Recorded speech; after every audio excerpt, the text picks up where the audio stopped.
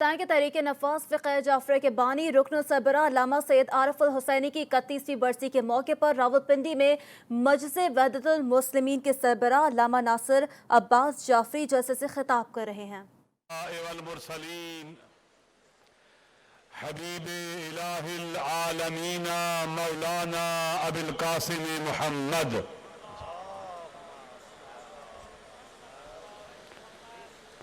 وعلى آلہ الطیبین الطاہرین المعصومین المظلومین لا سیما بقیت اللہ فی العالمین۔ امام زمانہ پہ درود بھیجیں۔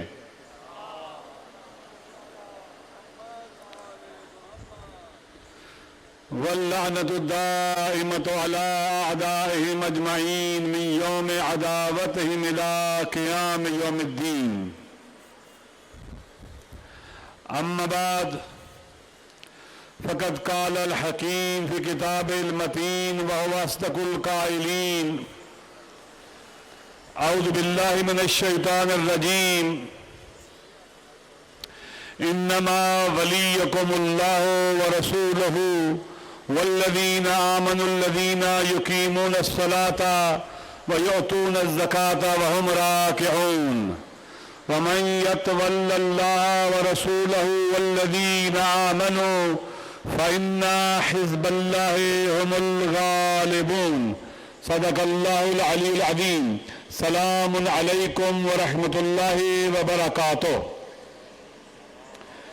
خداوند متعال کی بارگاہ میں دعا ہے کہ خالق کائنات شہید قائد کی 31ویں برسی کی مناسبت سے ناصران ولایت کے اس اجتماع کو اپنی عبادت قرار دے، اسے اپنے قرب کا وسیلہ بنا دے۔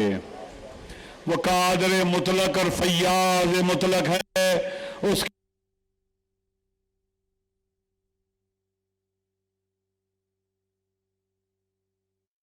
علامہ سید عارف الحسینی کی 31ویں برسی کے حوالے سے جلسہ منعقد کیا گیا ہے اور اس سلسلے میں سربراہ علامہ ناصر عباس جعفری جلسے سے خطاب کر رہے ہیں۔ انہوں نے مغفرت کی دعا بھی فرمائی۔ تحریک نفاذ فقہ جعفریہ کے بانی اور رکن سربراہ علامہ سید عارف الحسینی کی 31ویں برسی کے موقع پر راولپنڈی میں جلسہ منعقد کیا گیا ہے، جس سے مجلس وحدت المسلمین کے سربراہ علامہ ناصر عباس جعفری جیسے سے خطاب کر رہے ہیں۔ اس وقت کے مناظر آپ کو دکھا رہے ہیں۔ وحدت المسلمین کے سربراہ علامہ ناصر عباس جعفری جلسے سے خطاب کر رہے ہیں، ساتھ ساتھ وہ سربراہ علامہ سید عارف الحسینی کی 31ویں برسی پر وہ مغفرت کی دعا بھی فرما رہے ہیں۔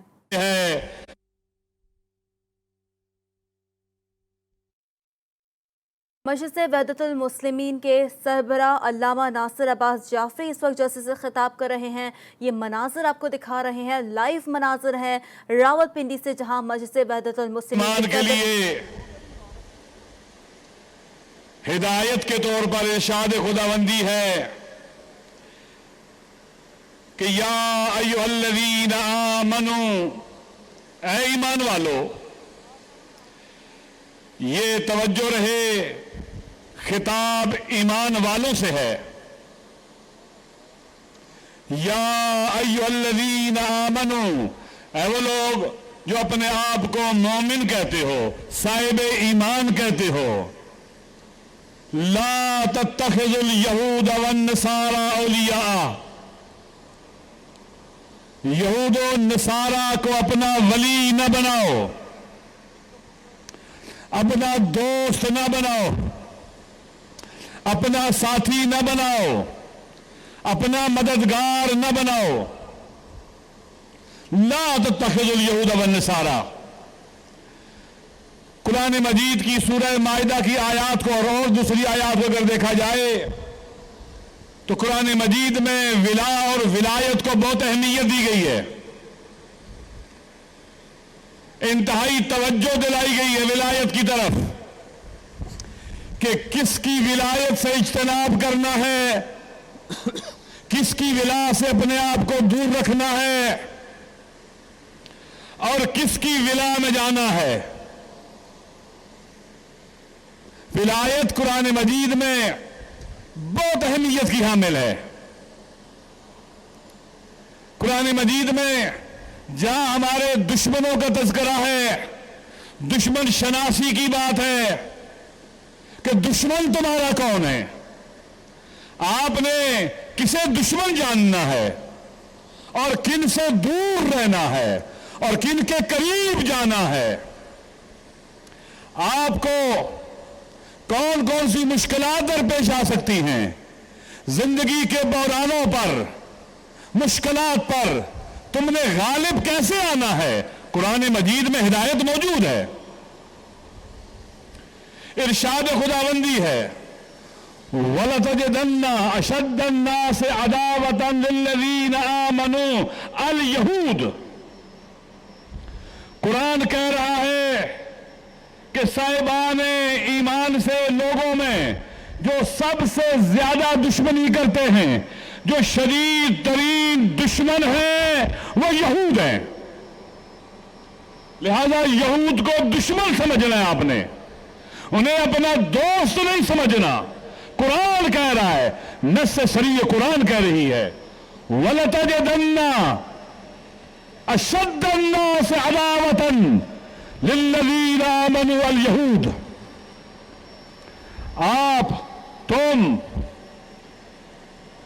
انسانوں میں مومنوں کے سب سے زیادہ جسے دشمن پاؤ گے وہ یہود ہیں، اور غیر انسانوں میں جو سب سے بڑا دشمن ہے وہ شیطان ہے۔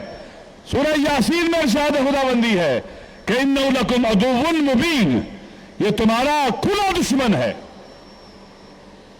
دشمنی شیطان کی بھی ہمارے ساتھ ہے، اور پھر انسانوں میں یہود اور نصارہ بھی ہمارے دشمن ہیں۔ خداوند متعال نے ان آیات میں یہود و نصارہ سے دور رہنے کا حکم دیا ہے مومنوں کو، ان کے قریب نہیں جانا، ان کے نزدیک نہیں جانا، ان کی دوستی نہیں کرنی، انہیں اپنے دلوں میں جگہ نہیں دینی۔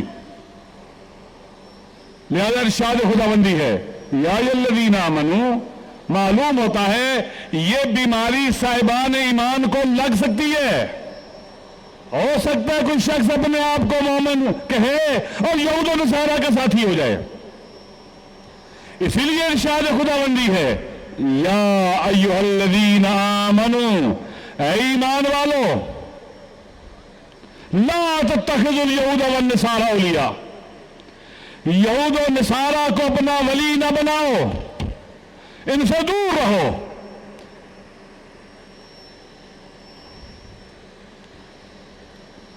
بعض اولیاء و بعض، یہ ایک دوسرے کے دوست ہیں۔ قرآن مجید میں اگلے جگہ پر ارشاد خداوندی ہے کہ تم ان سے محبت کرتے ہو، یہ تم سے محبت نہیں کرتے۔ تحبونہم ولا یحبونکم، تم ان سے محبت کرتے ہو، یہ تم سے محبت نہیں کرتے۔